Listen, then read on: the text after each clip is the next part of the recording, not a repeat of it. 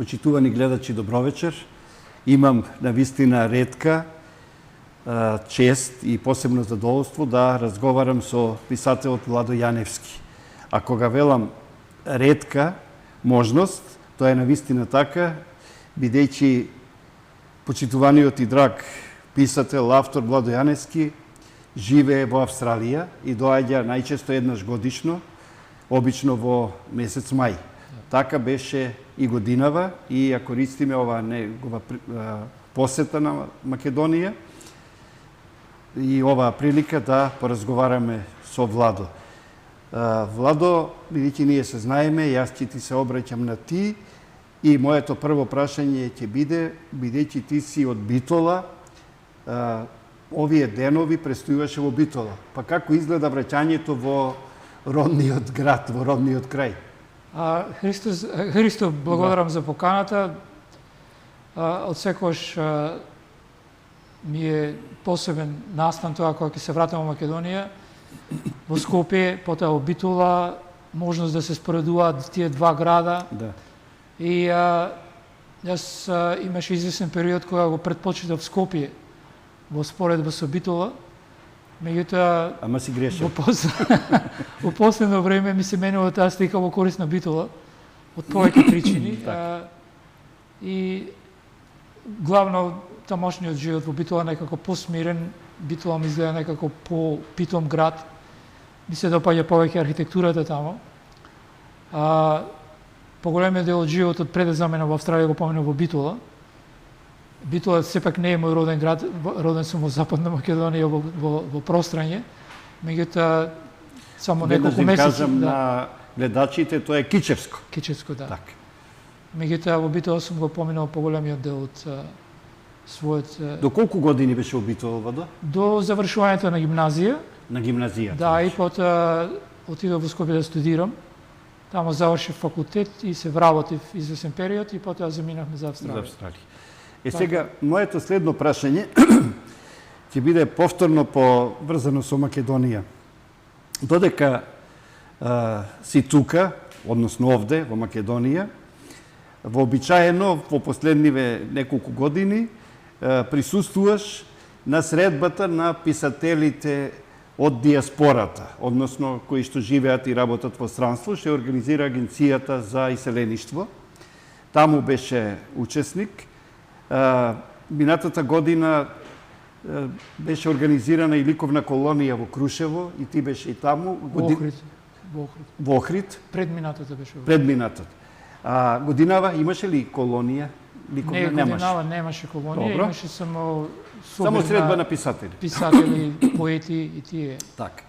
И уште нешто да кажам, дека за време на твојот престој е и промоцијата во Друштвото на писателите на Македонија, каде што ти си редовен член. Да. Промоција на твоите неколку нови книги. Ајде да им кажеме на гледачите кои се тие твои најнови книги. Се врши еден вид представување фактички, низ разговор. Така. Промоторка ќе биде Ана Печинова. Добра. И извадите ќе чита Емилија Тодорова и се работи за 3 романи, последните 3 романи, најновиот кој губи Едгар Алан По, Смртта не е крај и Мртвите знаат најдобро. Тие два романи последните 2 романи се поврзани, Смртта не е крај, Мртвите знаат најдобро, кој што доби награда Пегас за најдобар ракопис. Најдобар ракопис, а наградата беше всушност потоа и објавување на ракописот на романот. Да, и другиот роман беше поврзан со таа награда, и така да 2 романи се објави тогаш и потоа следуваше овој кој губи Едгар Алан По. И утре, во вторник, во 19 часот, Друштвото на писателите ќе биде еден вид представување на сите тие 3 романи, низ разговор со авторот. И се надевам ќе има некои интересни прашања околу сето тоа. Како што кажа пред малку, станува збор за 3 твои најнови романи, 3 најнови прозни дела, а од нив најново е романот Кој губи Едгар Алан По. Да. Некако овој роман како да ти е посебно при срце, Јас веднаш да кажам дека и насловот на романот го помнам преку изворенната корица. На корицата која има тој црн гарван, односно гавран. Јас се борам да се вика гарван, бидејќи гар нешто црно, ама сепак во правописот е гавран и мораме да го изговораме како гавран. Па веднаш да прашам, да ми кажеш нешто повеќе за овој роман, бидејќи и посебно ќе се држиме на овој роман, бидејќи овој роман беше и во најтесен избор за наградата Стале Попов, што е додело Друштвото на писателите на Македонија за проза, но исто така беше во најтесен избор и за наградата Роман на годината. Оваа награда доделува Фондацијата Славко Јаневски. Ајде, сакам ти сега да ни проговориш повеќе за овој твој роман. А јас се разбира, ќе се вклучам со одредени прашања за нешто ако подзаборавиш да кажеш. Так. Повели. Па беше интересна авантура, мислам, поодамна сум размислувал за, бидејќи се работи во романот, има добар дел од романот каде што се осврнуваат некои од ликовите на Кафка и на Едгар Алан По,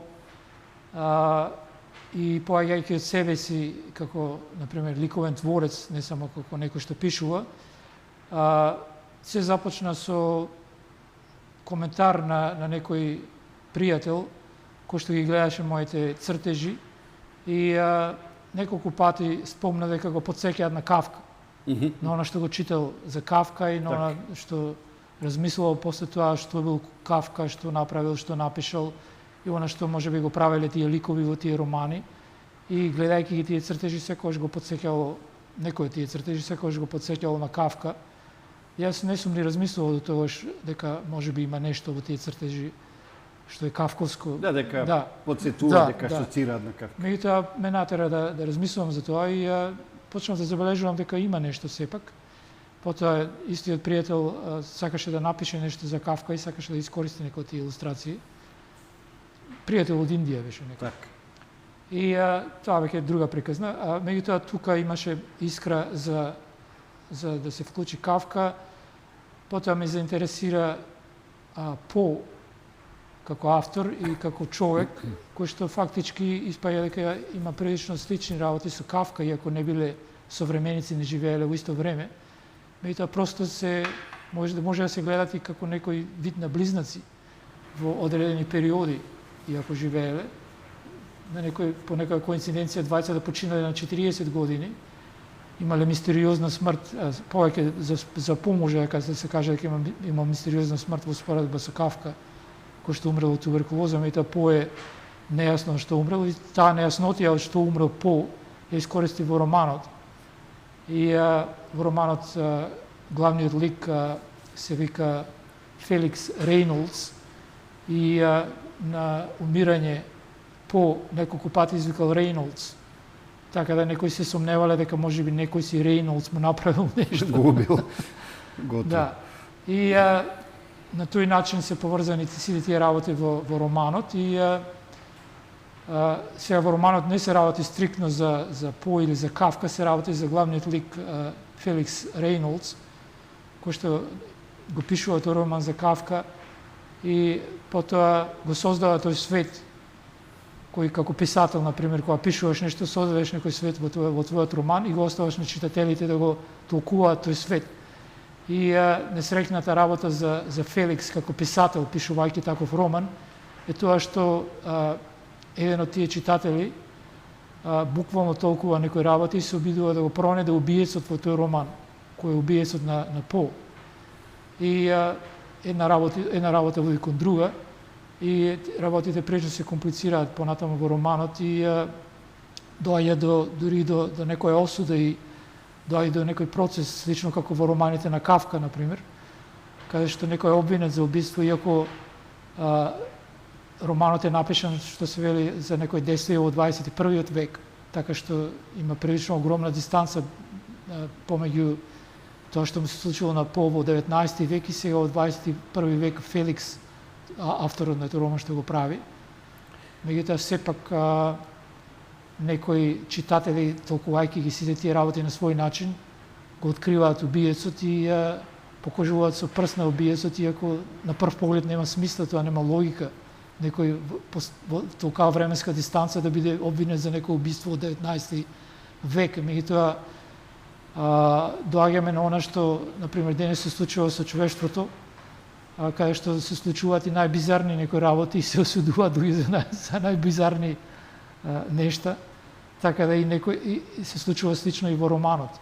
Некој е осуден за убиството на Едгар Алан По во самиот роман и покрај таа огромна временска дистанца. И сега како е тоа направено, не сакам да го кажувам во детали, бидејќи се надевам некој кој би го читал, би се расипал за самиот читател тоа. Мислам дека со овој твој вовед, со оваа твоја автоекспликација, односно авторска експликација, ти ги заинтригира гледачите како читатели на еден одреден начин, бидејќи навистина голем е бројот на читателите кои што сакаат, кои што љубат крими приказни, кои што, како во романите на Агата Кристи, сакаат да дознаат, да откријат кој е убиецот, кој е злочинецот, и убаво рече дека ти како автор нема сега да ја откриеш, да ја откриваш целата приказна, туку самите читатели ќе ја откријат. Но само тука може малку да отворам, што веќе спомна Агата Кристи, да,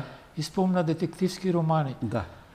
Интересно е тоа што баш во самиот роман се кажува нешто токму така, кога еден од тие читатели на романот, што е во постојан контакт со писателот, бидејќи рецепционер тој читател, а писателот на романот мора да поминува покрај таа рецепција скоро секој ден на пат кон својот психијатар. И овој рецепционер е заинтересиран во романот првенствено заради насловот кој го убие Едгар Алан По и си мисли дека се работи за детективски роман. И писателот му вели, може би подобро за тебе да земеш да читаш некој детективски роман, нешто од Агата Кристи или нешто слично на тоа, бидејќи ако читаш овој роман, нема да најдеш такви работи, како прво нема ни убиство во овој роман, му кажува писателот. Да, и меѓутоа читателот не му верува на писателот. И сега понатаму следи некој диалог околу таа тема. Меѓутоа романот, тоа сакам кажам, не е детективски роман, не е ни трилер, туку е некоја си психолошка игра, има прилично символика, има магичен реализам, сите тие работи, така да не е, ако некој го излаже насловот да си рече ова е детективски роман, да откриеме кој е убиецот, не е тоа. Меѓутоа, сепак се работи за откривање на некој убиец на некој многу бизарен начин и мислам останува тоа на читателите да го откријат. Јас да се пошегувам малку, бидејќи ти спомна рецепционер и рецепција. Да.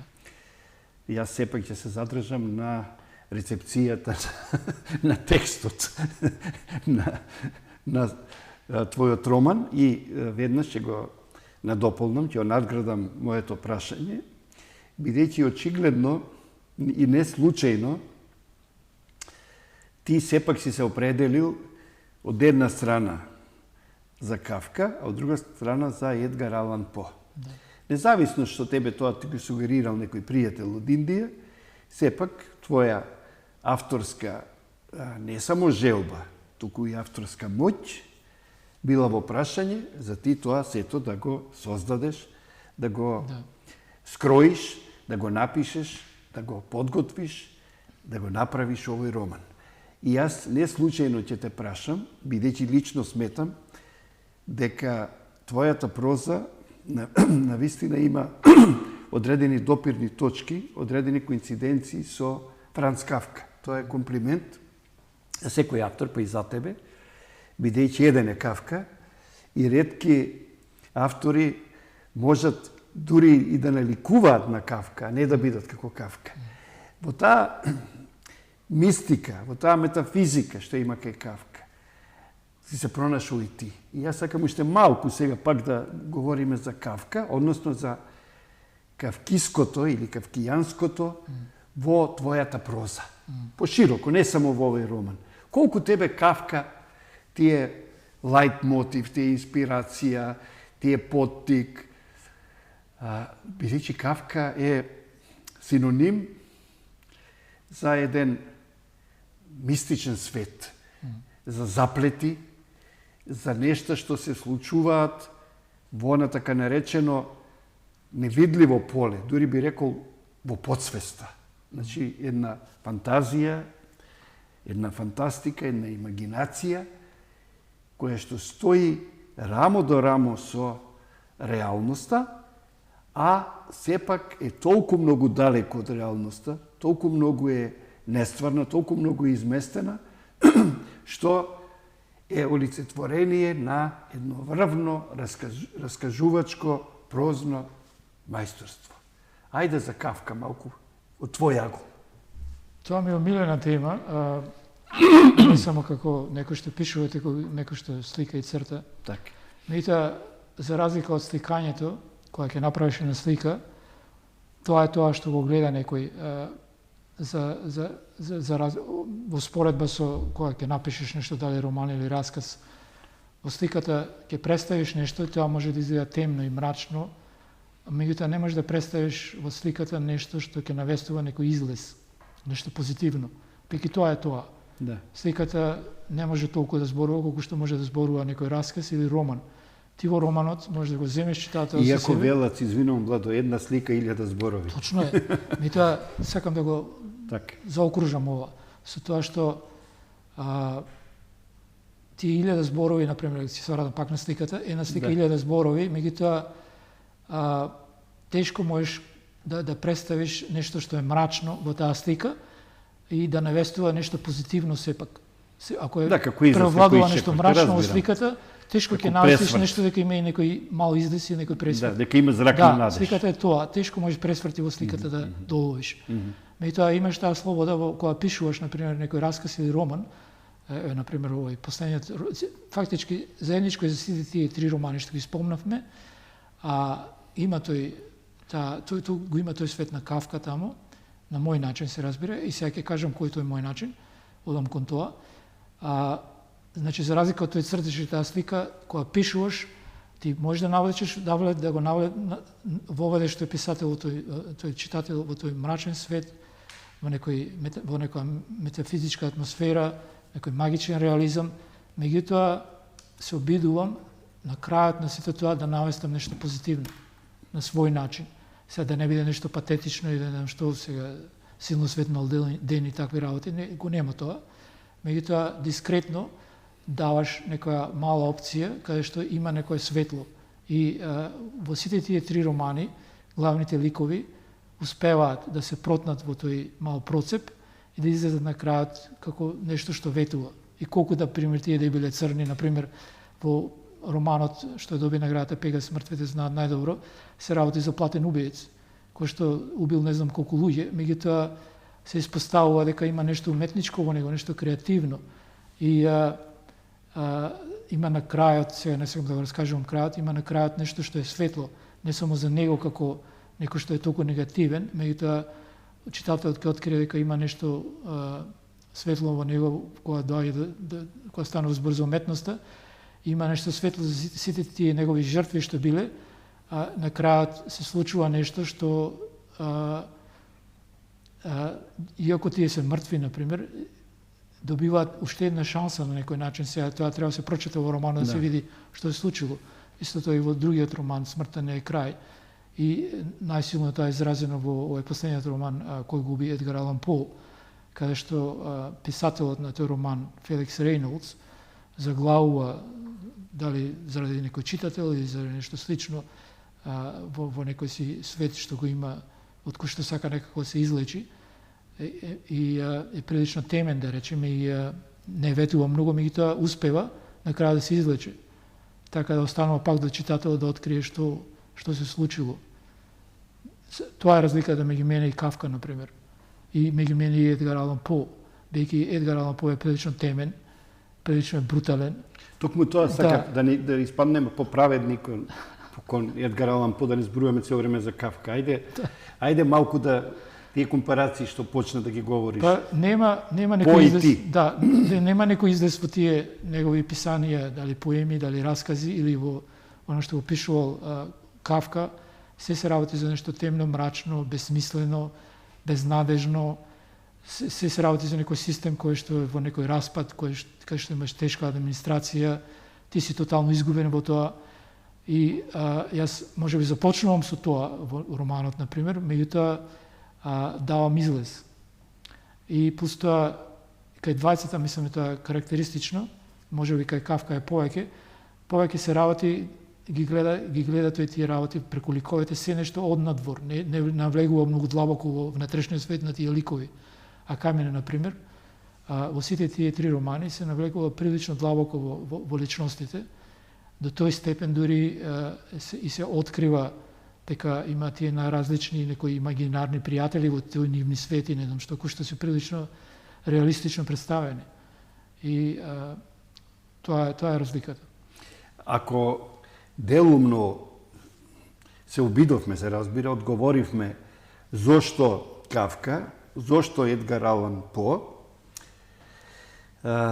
сепак останува да се одговори на ова моje следно прашање. Колку овие 3 твои најнови романи, јас никој што избор последни не сакам да се употребува. Не се тие последни, тие се најнови, не сакам да звучи бидат последен роман. Да не бидат последни, тама работа. Значи, во овие твои 3 најнови романи, колку се тие меѓусебно поврзани? Ти рече, првиот и вториот се посебно, ама јас мислам дека и третиот. Да. Сите се тие всушност една целина. Да. Прилично се поврзани, во смисол се работи за портретирање на, и тоа прилично длабоко, за портретирање на некој внатрешен свет на повеќето личности што се во тие романи, особено на главните ликови. И се работи за некој свет кој што не е толку светол што се вели, се опфатени најразлични делови од нивниот живот. Например, последниот роман прилично се работи и за детството на главниот лик, каде што има прилично некои мрачни работи што се вели. Меѓутоа, сето тоа излегува на видело, сето тоа се анализира во последниот роман, например, и затоа главниот лик оди кај некој психијатар кој што е во некој замок, а за да се стигне до него се поминува преку таа рецепција каде што е овој читател кој што го бара убиецот, а фактички убиец нема. И писателот оди кај тој психијатар каде што се разглобува неговиот живот. И тоа е карактеристично за сите тие 3 романи. Ликовите се анализираат, нивниот внатрешен свет се анализира и прилично живо доловен тој внатрешен свет. И сите тие ликови, главни ликови, имаат своји имагинарни пријатели кои што на овој или оној начин ги водат во животот, например. Колега Владо, постои едно непишено правило дека сите ние, односно писателите, пишуваат првенствено за себе, односно за себе си и за својот живот. Некогаш е тоа 90, некогаш 99 насто, повеќе или помалку се разбира. Кои се сличностите на ликовите за кои што пред малку ти говориш со тебе лично како автор? Зашто во сите тие ликовите има тебе. Значи сличностите и разликите. Не, сличности се разбира дека има сличности. На крајот на криштата има сличности меѓу човекот и мајмунот до неверојатен степен, 99,9%. Така, ако одиме по таа логика, има сите сме исти фактички ние на некој начин. Сите сме луѓе, одиме на две нозе. Ние сме бели, тие се црни, не знам како. Јадеме, пиеме, спиеме, плачеме, се смееме, така. Меѓутоа да одиме конкретно на романите. Да. Во најновиот роман Во кои ликови си ти? Ајде.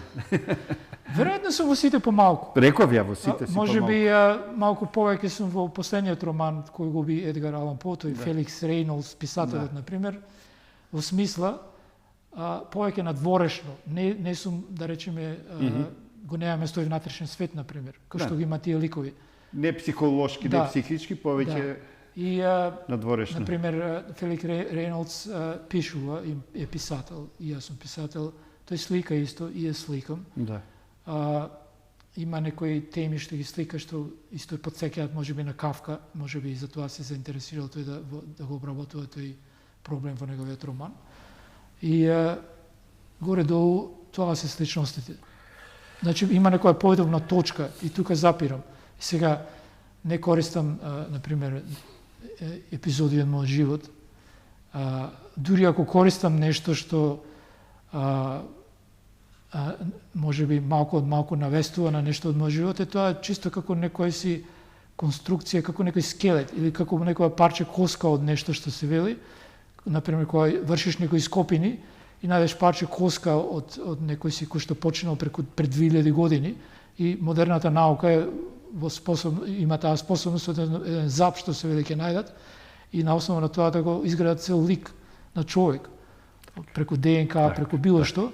Во тој смисол има нешто слично, например, тој зап е мој, например, што се ископал во романот, например, некој археолог како го нашол, ако врши некоја длабока анализа или некоја коска ќе пронајде во некој пасос таму, ќе рече ова е Владо, тука негова коска е ова е знае. Да. Меѓутоа, понатаму сето таа наука на анализа и не знам што се прави, не сум јас тој. Меѓутоа е изграден некој лик благодарение на мала коскичка што сум ја ставил таму, колку да почнеш од нешто. Така, во тој стил. Ми дадеш лагворд за моето следно прашање. Направив, подготвив безмалку 100 емисии во потрага по вистинскиот збор и досега никогаш не го поставив ова прашање. Прв пат сега тебе ќе ти го поставам ова прашање, бидејќи ми се чинело дека е ова прашање помалку можда и безсмислено, да не речам глупаво, и не сум го поставувал, ама сега ќе си дозволам да го поставам. Така да изгледа, почетнички, аматерски. Што те инспирира, што те поттикнува да пишуваш, ама сакам малку подлабоко. Како се создава еден роман? Ти пред малку рече од една коскичка, од еден зап. Ја знам дека така се тргнува. Некој се тргнува од едно зрнце песок, па се создава потоа цел мозаик. Што тебе те инспирира да ги создаваш овие твои прозни и поетски дела, ама посебно сега говориме за романите, за прозата. Ајде малку да влеземе во таа твоја творечка и креативна лабораторија, односно работилница. Добро, има сигурно безброј одговори на тоа прашање и безброј расположенија во кои што ќе бидеш, например, и зависно од тоа расположение ќе дадеш можеби сосема поинаков одговор. Меѓутоа во моментов на основа на тоа како сум расположен и што ми паѓа на памет, сепак ќе бидам конкретен, се разбира. Најнов пример ќе употребам пред неколку дена. Понекогаш имам обичај да одам некоја вечерна прошетка што се вели. И додека бев во Битола, обично одбирам кога одам на таква прошетка некои малку поизолирани места, например, отидов во Стара Чаршија. Да. И Стара Чаршија после 5-6 навечер, 7-8, веќе жива душа нема. Е празна, пуста. И фактички тогаш најубава. И се убаво осветлено, улиците празни, релативно чисто е во Битола, барем во споредба со Скопје изгледаше почисто. Почисто, добро. И сега не ја фалам Битолската чаршија, Скопската чаршија исто така ми се допаѓа. И сега одам во Битолската чаршија, надолу по нека уличка и се уловуваш во момент кога фактички скоро ништо не размислуваш, тотално си опуштен. И најнаш некоја, како ќе ја наречеш таа мисла, сијалечка ти светнува, нешто ти доаѓа на памет, чисто од сосема нешто бизарно, например. Одам надолу по улицата и гледам некој надпис Светот на кафето, нешто така пишуваше. Интересно. Да, на англиски беше напишано. Добро. Не знам зашто на англиски. Добро. И ми се интересува Светот на кафето. На англиски за да им звучи подобро. Да, си го преведол веднаш. Сега Светот на кафето интересно. И поминав малку понадолу, се завртев наназад, гледам и улицата сосема по некој изгледа кога се завртиш назад и погледнеш. Ретко тоа луѓето го забележуваат, често да само напред, ловат нешто напред, а не забележуваат дека позади фактички многу интересно станува. Так. Се завртуваш, исто како кога сликаш, например, сликаш сликата е ставена во овој формат, и после извесен период те завртуваш сосема наопаку. И гледаш сосема друг свет. Нешто друго. Се завртувам наназад и нешто почна да функционира на основа прво на тој напис Светот на кафето, се завртуваш назад и нешто веќе мала врата гледаш во нешто. И си видиш, има нешто интересно овде. Уште не мислиш дека нешто ќе почнеш да пишуваш. Да, ама иницијална каписла веќе има. И се врти во глава. И продолжив да шетам, пак по тие улички, и обично шетам на некој дел, бидејќи сум израснат во тој дел како мал. што се вели, со години сме се бркале како деца таму. И ги знаеш и камчињата. Да. И завлегов во овој дел кај што е ова зградата Митрополијата, или како се вика, една огромна зграда. Кој живее таму, некој висок црковен свештеник живее во таа Митрополија, викаат во Битола. Огромна зграда е некоја стара архитектура е, мислам убаво изгледа, прекрасно изгледа. И ноќе така осветлена е како некој си скоро напуштен замок, така изгледа. Толку неверојатно. Мистично. Да, и застанав, малку подагу да гледам, така убаво некој место најдов. Скоро како дотоаш не ми текнало да застанам на тоа, веќе секојаш кога доаѓам поминувам низ тие места и си па овде никогаш не сум застанал, баш убаво изгледа тука. И направив некоја фотографија и се поврза со она што претходно го видел во старата чаршија. И сега и таа зграда ми зборува нешто. И веќе имаш нешто се случува тука. Почнува нешто да работи. Сврделот почнува Да, и сега да не должам многу, отидов уште на некој друго место и таму имаше нешто интересно, го фотографирав и веќе дојде самиот наслов. Тоа беше некој си шаховски клуб, за кој што ретко кој знае каде постои во Битола, од X причини, не знам зашто не знаат. Паро беше, секој знаеше дека шаховскиот клуб во Битола беше кај што е пионерски зградата. Сега е таа претворена во кафич, прво се распаѓаше пред тоа со децении, сега е претворили во кафич, прилично убаво изгледа. И меѓутоа имаше и открив една друга зграда кај што има шаховски клуб, за кој што ретко кој знае дека постои. А тоа го велам бидејќи лани бев таму, играв шах неколку партии и сега кога дојдов, гледам се е затворено, темно, нема никој и се кај беше ова зграда, не можев да најдам точно и поминува некој човек, велам извинете, каде се наоѓа тука шаховскиот клуб? Тоа вели не знам. А искам дека тука некој, во таа улица живее.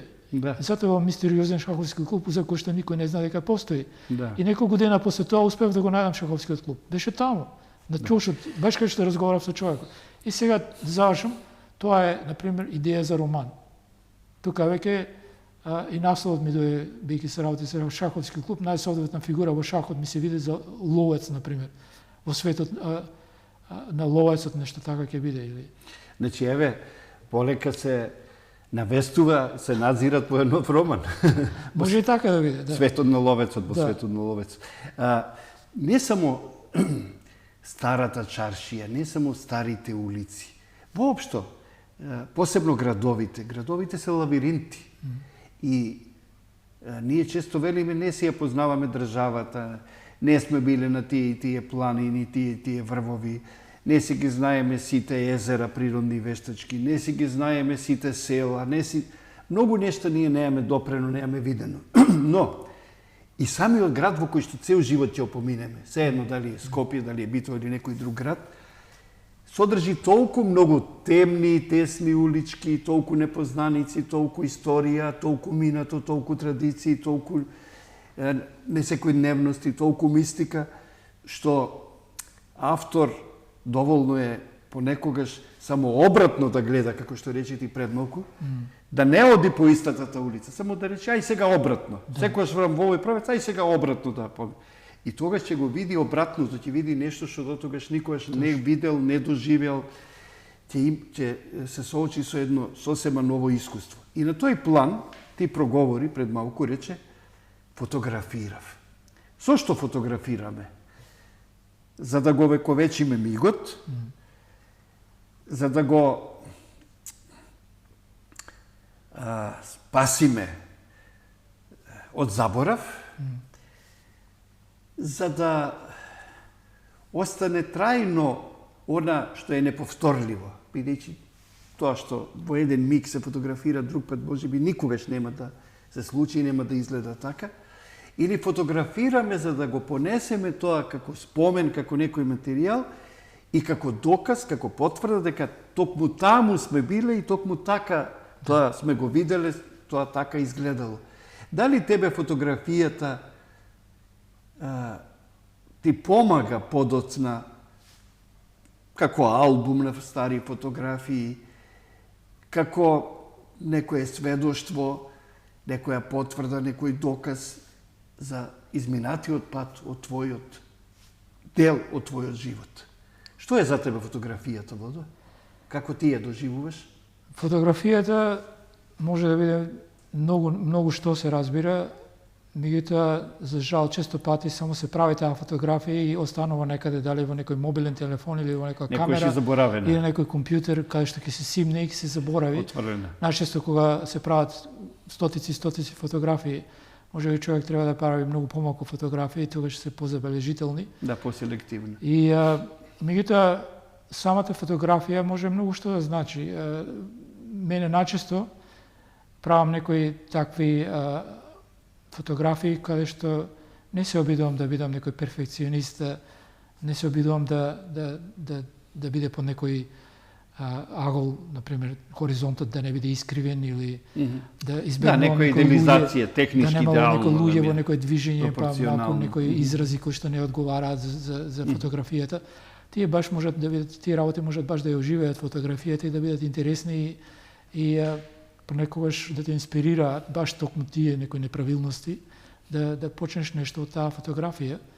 Така да чисто како информација ме интересира фотографија. Си се навратил ти некои стари фотографии, па подоцна си пишувал и за тоа? Се случувало, да. Не само како фотографија, туку сум правил понекогаш и брзи скици, например. Наместо да направам фотографија, може би ќе скицирам нешто.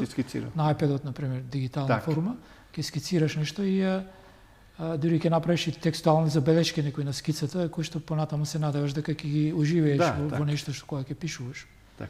И тоа уште само на брзина да кажам за ова што ме инспирираше кога бев на прошет, кога битува за романот. Тој мистериозен шаковски клуб. Неколку дена после тоа го пронедов и внатре имав некој си каков таков разговор со некој од луѓето што играа шак. И пак се навратив на тоа што се помисли дека може да биде некој интересен роман, релативно интересен. И сега, барем за сега, некои од тие луѓе со кои што разговарав може да бидат како некои почетни ликови во тој роман. Чисто да те инспирираат и сами да знаеш како функционира тоа понатаму. Кога ќе почнеш нешто да пишуваш, може би да имаш некоја стрикно зацртана идеја како ќе биде тоа, што ќе биде. Меѓутоа кога ќе почнеш да го пишуваш сето тоа почнува самото да се развива. Самото се развива и се создава. И се случува често пати, често пати се случува на крајот кога ќе го заврши сето тоа да нема воопшто никаква врска со почетната мисла и намера.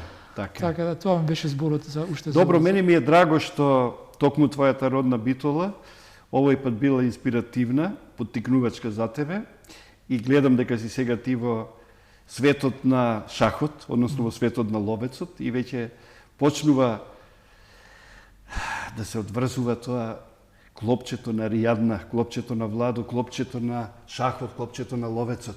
Владо, сакам, кога говориме веќе за прозата, неминовно е да проговориме и за поезијата, бидејќи ти си и поет и не случајно пишуваш паралелно со прозата, пишуваш и поезија. Ајде малку за таа дистинкција, таа разлика поезија-проза. Кај тебе лично, како ти гледаш на тоа? Мислам дека не сум единствен случај. Кога пишувам, кога сум ги пишувал, например, овие последни 3 романи, друга работа... Најнови, ќе те коригирам цело време. Да, најновите 3 романи, заедничко за нив е, освен тој свет што е изграден, внатрешен свет, за друга заедничка работа е тоа што има поезија во нив. Така. Ликовите на овој или оној начин, дали самите ликови пишуваат нешто или се среќаваат со некој што пишува нешто, и тоа се во склад со што се случува во романот, не е нафрлено нешто. Така. И сега кога сме тука, веднаш сакам полека, бидејќи одиме кон крајот на емисијата, ни остануваат уште неколку минути, поточно уште 5 минути, сакам да потсетам гледачите, да ги информирам дека ти си добитник на наградата Стојан Христов. Ајде малку кажи ни околу оваа награда, зашто ја доби оваа награда, бидејќи таа е највисокото признание што се доделува за книга од автор што живее и создава во странство. Да. Наградата се доделува секоја година од Агенцијата за заселеништво со седиште во Скопје и известен број на збирки конкурираат и потоа комисија во Македонија ги разгледува пристигнатите ракописи, на основа на тоа не се ракописи, веќе се објавени книги. Објавени книги. и на основа на тоа дава своје мислење. За која книга ти ја доби наградата? На гледачите да им кажеме. На грбот на неповратот се вика книгата. Така. Таа награда беше доделена во 2024 и се доделува еднаш годишно, како што реков. Сега ти беше врачена годинава, бидејќи ти годинава дојде тука. Инаку таа награда се доделува во рамките на Струшките вечери на поезијата. И уште нешто. Не случајно, ти си сериозен, квалитетен автор, а тоа го потврдуваат и другите награди. Наградата Пегас, која е доби за најдобар ракопис. Таму се конкурира поголем број автори, колку што знам, под шифра, анонимно. И навистина, кога ќе се добие таа награда, секој автор е задоволен, односно презадоволен. Така и ти ја доби наградата Пегас за најдобар прозен ракопис, односно за најдобар роман. Но, и на почетокот од емисијата кажав, дека не случајно се најде во најтесен избор и за наградата Стале Попов на Друштвото на писателите на Македонија, но и за наградата Роман на годината на Фондацијата Славко Јаневски.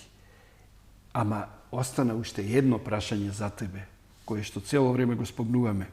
Ти си и сликар, ти си и ликовен уметник, значи се занимаваш активно со сликарство, се занимаваш и со стрип.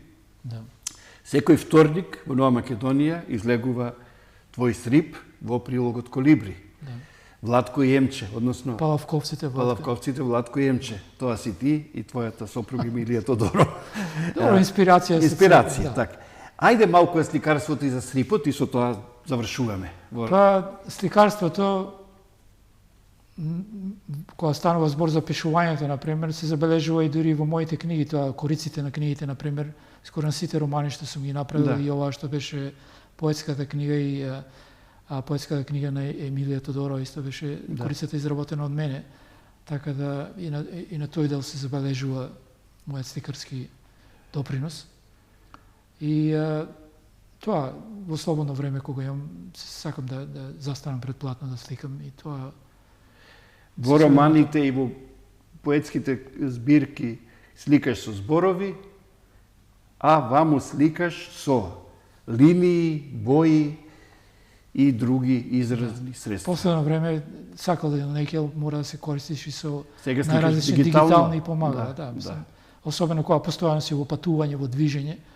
Таа ти останува како И добро, не ти треба платно, не ти треба хартија, нема бои, не си ги валкаш рацете. И ќе дојдеш сепак во ситуација да се изразиш со нешто, па сега ако немаш време да се изолираш некаде да работиш на платно, можеш и на тој начин да работиш. Така да. Има голема разлика се разбира дека има, меѓу дигиталниот и другиот цртеж и слика, но во секој случај ти на тој план си успешен, јас морам да те пофалам, имаш изворедни цртежи и слики и ти посакувам да продолжиш да пишуваш успешни поетски книги, изворедни романи како и досега што правиш, но и да црташ и сликаш и да подготвуваш изложби, бидејќи кај тебе може постојано да се забележи тој спој 3 во 1, односно поезија, проза и сликарство.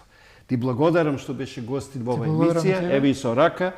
Ти посакувам среќен пат во Австралија и повторно да ни дојдеш и да се видиме. Се разбира, може и порано, меѓутоа вообичаено наредната година, некаде во средината на мај месец.